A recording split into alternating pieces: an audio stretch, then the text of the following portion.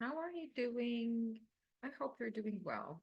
Stories, the title of our lesson today, Stories with Familiar Settings.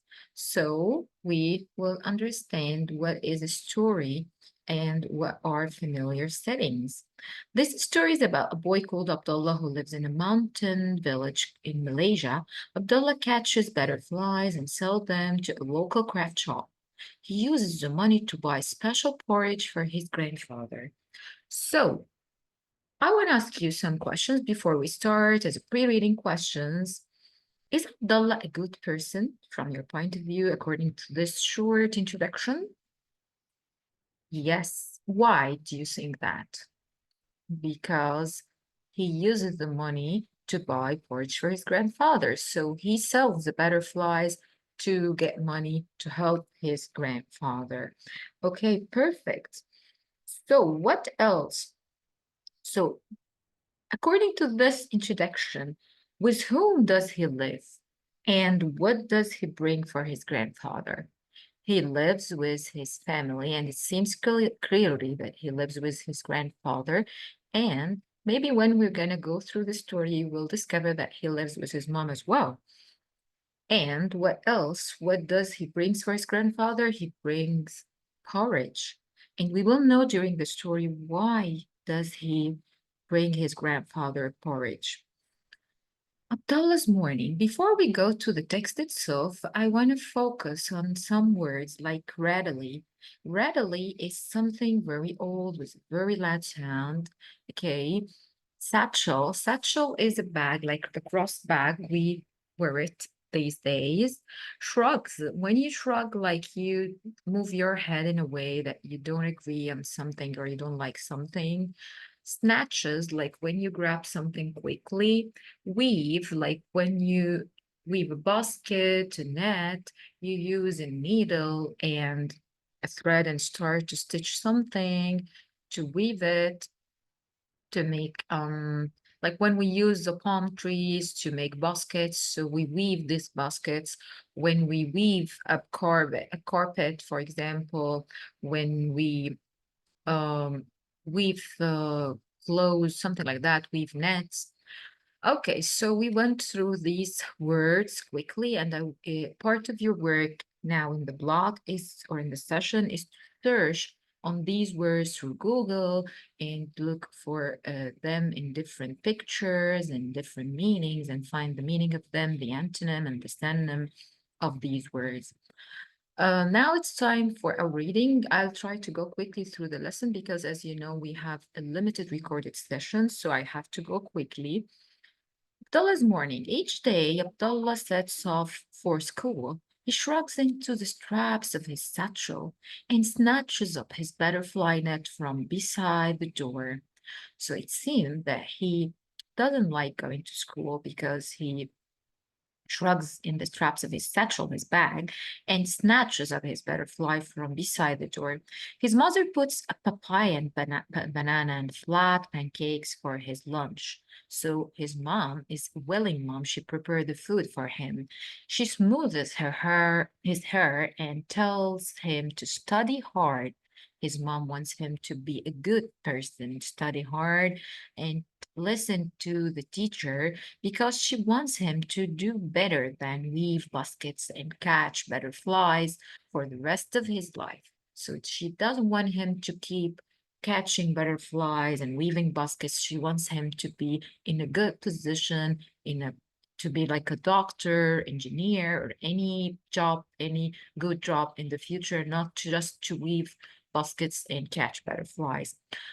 But in this paragraph, we will see that what grandfather reaches for his hand and is going out of the door and whispers in his ears, "Catch me a butterfly today, Abdullah, big green butterfly if you can." And Abdullah knows that grandfather is hungry for the porridge that he likes so much because his teeth are all gone. So why does his grandfather like porridge?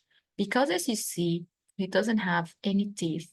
So that's why he couldn't chew the food in a well way. So it's easy to eat smooth food like porridge. It's easy through it, and that's why he decided to eat porridge.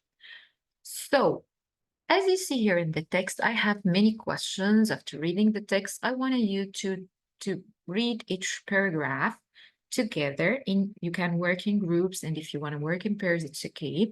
And then I wanted you to write down what do you understand in a simple sentence, because we're summarizing the text. What do you understand from each text? But before starting this, I have many questions to be asked, like what does his mother wants him to do? What does his mother want him to do? Like she wants what?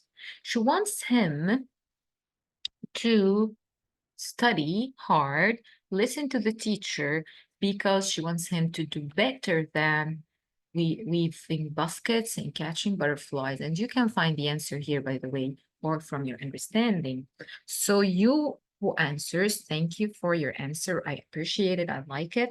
Okay, how was his bus? Yes, perfect. It was rattly and old bus. Okay. Um, how did he catches the butterfly? By his net? Okay. Why did he catch the butterflies? To get porridge for his grandfather. And why he wants to get porridge, not any other kind of food? Because his grandfather's teeth are all gone and he couldn't eat except porridge. Okay. What did he bring? Oh, we said that. Okay, so I want to focus on about another thing I want to show you, that here in any story, in any writing story or something like that, we have a title. The title attracts the reader to get into the story itself. And there is an introduction at the beginning of the story, like each day Abdullah sets off for the school. And here in this story, he writes the whole story in the simple present, as you see, like sets, puts, okay, wants, okay. And in each paragraph here, he started with writing the settings, like where was he? Well, first of all, he said in each day, like every day. Okay, so this is the time of the story. He sets off for school, so it means that he is in his way to the school. So this is the place. He's at his house. It seems clearly from the context of the story. And he started to get into details and start to mention the characters like the mother, the grandfather, and the main character, Abdullah. Okay, so we now know the characters, the story, the introduction, and the first paragraph in the story, the second paragraph, and the end of the story that is finished up by the end of the story by bringing porridge for his grandfather. So we have all the elements of the story here. But my purpose from this reading is to know how to summarize it. I wanted you to summarize it in simple sentences using the simple present to summarize the whole story. You can summarize in 3, 4 sentences, 5 sentences, as you want. It's up to you. I don't care about the number of sentences as I care about the quality of what you're writing. And if you really do understand the story or you're just writing for writing, okay? So I'll scroll down to see the questions about the story.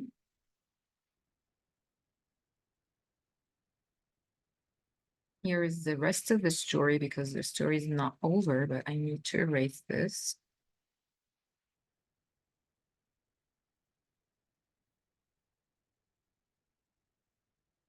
Here we have another words like butterfly, we have porridge, swerved, and there is the definition here in front of it, so you're not going to exert a great effort to search for them. The rest of the story, Abdullah rode down early to the town as usual in a ratty old yellow school bus with the total black writing on it, Skola. Skola means school in his language. It says school. And the bus pumped and swerved, pumped like it started to pump up on something and swerved, like move like this.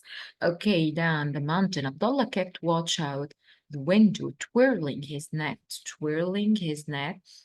Okay, gently in his hands, hopping to be lucky enough to see a large bright butterfly. Abdullah studied hard as his mother told him. He studied math and English in faraway countries. He wrote carefully in his book and listened to Mr. Jenin, but the while he kept one eye watching out the window for a butterfly for grandfather. So he kept in his mind that he's supposed to catch a butterfly for his grandfather. Poor old grandfather. Okay, let's go for this part. It's your first practice. You will answer these questions after after we talk together, after we discuss together all this. Name two types of fruits and apples a mother Abdel's mother gives him in the lunchbox. Do you remember them? Banana and papaya. Perfect. You're going to write that. Find two words that are used to describe the school bus. Yeah, yellow, old, rattly school bus. What does Abdullah's mother want him to do at school? Study hard, listen carefully, and study hard because she doesn't want him to keep selling butterflies and weaving baskets. She wants him to do something more valuable. What does Abdullah's grandfather want him to catch and why? He wants him to catch butterflies to get him porridges. Great answers. Perfect, my dear students. And we have another practice. We have to look here. This is our second guided practice. You will search through Google just right now about information about Malaysia and about the butterflies in general. And I want you to write sentences about that. And you're going to search through Google as well on your tablets just right now to find the words in the word box, to find the meanings of them and antonyms, synonyms. And if you can write definitions, I feel grateful about that. But now it's the time to know that the second practice of us is going to be, wait a moment.